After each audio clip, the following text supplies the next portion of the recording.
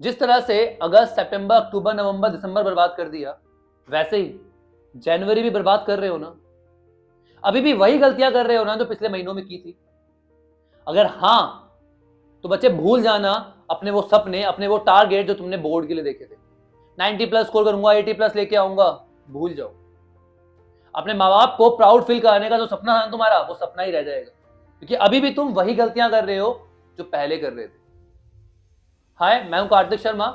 आपका स्वागत करता हूं आपके अपने YouTube channel Sharma ji commerce वाले में, जहां पर आज मैं आपको बताने वाला हूं वो मिस्टेक्स जो आपको अब इसी टाइम पर बंद करनी पड़ेगी, वो भी इस जनवरी के मंथ में। तभी आप अपने टारगेट्स को अचीव कर पाओगे, अदरवाइज सब बर्बाद हो जाएगा।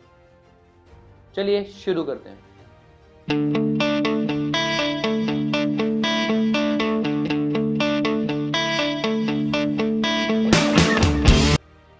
सबसे पहली मिस्टेक ये सोचना कि अभी भी टाइम है, अब नहीं तो कब।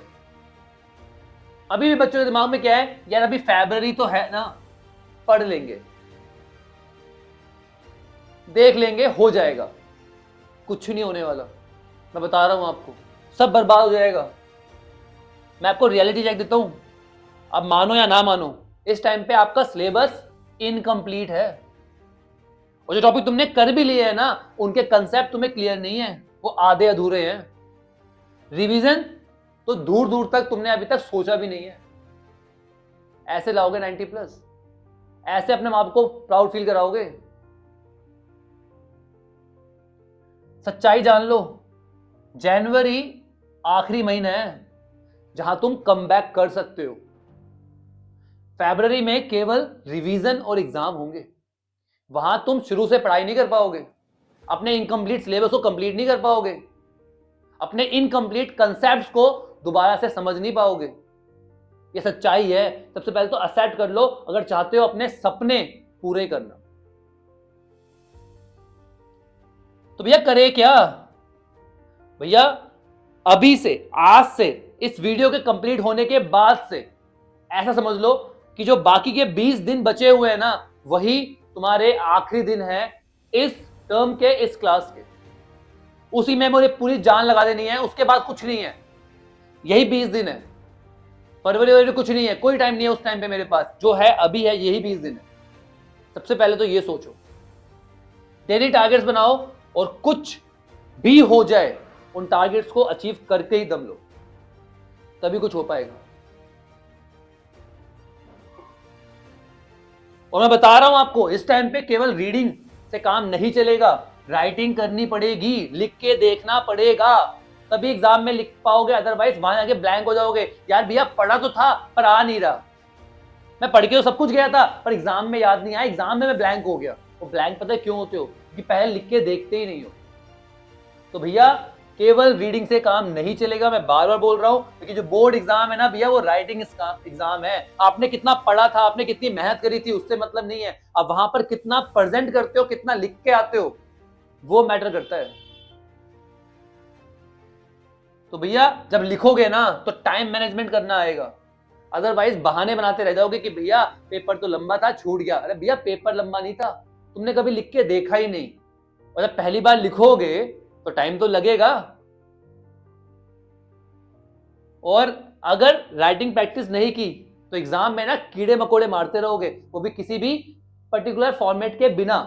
और बिना फॉर्मेट के ना आजकल मार्क्स नहीं मिलते, वो जमाने गए कि कॉपी भरने से नंबर मिल रहे हैं। ध्यान रखना इस बात को। तो भैया अभी भी टाइम है, रोज के कम से कम 5 आंसर्स लिखना शुरू कर दो। आज से, अभी से रोज 5 आंसर लिख के देखो, तभी प्रैक्टिस होगी। अगली सबसे बड़ी गलती जो आप लोग करते हो, पीवाईक्यू का मिसयूज। आप लोग इग्नोर कर देते हो पीवाईक्यू को, जैसे अपने माँ बाप की अच्छी बातों को करते हो। अरे भैया हाथ जोड़कर विनती है, पीवाईक्यू को मिसयूज मत करो, उसको यूज करो, क्योंकि पीवाईक्यू का यूज करके ना आप कम टाइम में ज्यादा स्कोर कर सकते हो। बस पीवाईक्यू को ठीक से यूज करना है। अब वो यूज कैसे कर पाओगे, मैंने इस टॉपिक पे अलग से वीडियो बना रखी है कि पीवाईक्यू को पढ़ के कैसे मार्क्स लेके आने। तो आज से, अभी से पीवाईक्यू करने हैं, एग्जाम के लिए नहीं छोड़ने। जो भी टॉपिक पढ़ रहे हो उसका पीवाईक्यू साथ की साथ करना है।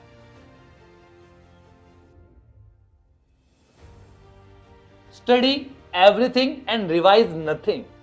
ये जो आपका फॉर्मूला है ना, पढ़ना सब कुछ है पर रिवाइज कुछ नहीं करना है। इसी फॉर्मूले की वजह से आप लोग एक एवरेज स्टूडेंट रह जाते हो और टॉपर बाजी मार जाता है। अरे भैया, जो पढ़ा है उसे रिकॉल तो करना पड़ेगा, तभी तो रिटेन कर पाओगे। तो जो भी टॉपिक पढ़ रहे थे ना, उसको साथ के साथ रिवाइज करो। आ रही है बात समझ में? तो भैया सिंपल सा रूल फॉलो करो, 60% तुम रिवाइज करोगे और 40% नया पढ़ोगे, 60% रिवीजन करोगे और 40% नया पढ़ोगे। ध्यान रखना इस बात को। केवल नया पढ़ते रहोगे तो काम नहीं चलेगा, क्योंकि आगे पढ़ते जाओगे पीछे का भूलते जाओगे, और यही होता है तुम्हारे साथ। तो ये गलती करना बंद करो। डायग्राम्स, फॉर्मेट और कीवर्ड्स को तो ऐसे इग्नोर करते हो जैसे उनकी कोई वैल्यू नहीं है। भैया अगर नंबर चाहते हो ना, टॉपर बनना चाहते हो ना, तो इनको अपना दोस्त बना लो। हर क्वेश्चन को एक पर्टिकुलर फॉर्मेट से करो, कीवर्ड्स पे पूरा फोकस करो। एग्जामिनर को वो लिख के दो पेपर में जो वो चाहता है तुमसे। और वो कैसे हो पाएगा? जब कीवर्ड्स पे फोकस करोगे, डायग्राम्स को नीट एंड क्लीन बनाओगे, तभी टीचर को भी मजा आएगा तुम्हारी कॉपी चेक करने में। और जब टीचर को मजा आता है ना कॉपी चेक करने में, तो फुल मार्क्स देता है। भैया देखो, YouTube बहुत अच्छी चीज है, बहुत बढ़िया चीज है आपकी हेल्प करने के लिए, बट उसका ओवर यूज मत करो। आप हर काम के लिए YouTube खोल लेते हो, ऐसे काम नहीं चलेगा यार। बुक्स किस लिए है? हाँ, सब कुछ बुक्स में है ना, एक बार पढ़ चुके हो ना, तो वहां से रिवीजन करो ना। मैं नहीं कहता कि यार YouTube बेकार है, मैं बार बार वही बात बता रहा हूं, बट ओवर यूज नहीं करना उसको। YouTube के साथ साथ यार बुक्स भी तो उठाओ, वहां से भी तो रिवीजन करो, तब बात बनेगी। डिफिकल्ट चैप्टर्स को इग्नोर कर देते हो यार। यही एक डिफरेंस है जो एक एवरेज स्टूडेंट और टॉपर में मेनली है। क्योंकि जो एवरेज स्टूडेंट होता है ना बेटा, वो हमेशा जब भी रिवीजन करता है ना, तो वो उन टॉपिक्स को रिवाइज करता है जो उसे आते हैं। वो हार्ड टॉपिक्स को तो इग्नोर कर देता है और फिर वो एग्जाम में छूट जाते हैं और वहीं से क्वेश्चन आते हैं। और एक टॉपर सबसे पहले अपने वीक टॉपिक्स को उठाता है, उन्हें कवर करता है, फिर बाकी टॉपिक्स पे पहुंचता है। तो भैया हार्ड टॉपिक्स को इग्नोर मत करो, क्योंकि वही एग्जाम में पूछे जाएंगे। आ रही बात समझ में? आखिरी मिस्टेक जो इस टाइम पे तुम कर रहे हो ना, वो है अपने आप को दूसरों से कंपेयर करना। यार अब वो टाइम नहीं है कि तुम कंपैरिजन में अपना टाइम वेस्ट करो। यार उसने तो इतना कर लिया, मेरा तो अभी तक सिलेबस भी कंप्लीट नहीं हुआ, उसके सैंपल पेपर भी कंप्लीट हो गए, मेरा तो कुछ भी नहीं हुआ। इस तरह से अगर अपने आप को कंपेयर करते रहोगे ना, तो केवल स्ट्रेस बढ़ेगा और कुछ नहीं होगा। प्रोडक्टिविटी तो जीरो हो जाएगी, मैं बता रहा हूं तुम्हें इस टाइम पे। कंपेयर मत करो, बस हार्डवर्क करो, फोकस करो। तुम इस टाइम पे क्या कर सकते हो, तुम अपने टाइम को किस तरह से 100% यूटिलाइज कर सकते हो, वो देखो। कि कंपैरिजन से कुछ नहीं मिलने वाला इस टाइम पे। समझ रहे हो बात को? So that's it our video. I hope आपको रियलिटी चेक मिल गया है, आपको समझ में आ गया है कि अभी भी टाइम है। अगर मैं आज से अभी से शुरू करूंगा तो मैं अपने टारगेट्स को अचीव कर सकता हूं। पर बेटा जितनी भी गलतियां बताई है, प्लीज हाथ जोड़कर विनती है, ये रिपीट मत करना। चलिए मिलते हैं नेक्स्ट वीडियो में, तब तक के लिए take care, bye bye, study hard. और हाँ, अगर वीडियो अच्छी लगी है ना, यूजफुल रही है ना, तो चैनल को सब्सक्राइब करो और इस वीडियो को हर उस दोस्त के साथ शेयर करो जो इस टाइम पर ये सेम मिस्टेक्स रिपीट कर रहा है।